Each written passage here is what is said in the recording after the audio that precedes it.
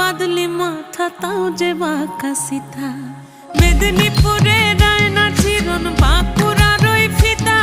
আর যতন করে বাঁধলি মাথা তাও যে বাঁকা সিথা পেছ পাড়িয়ে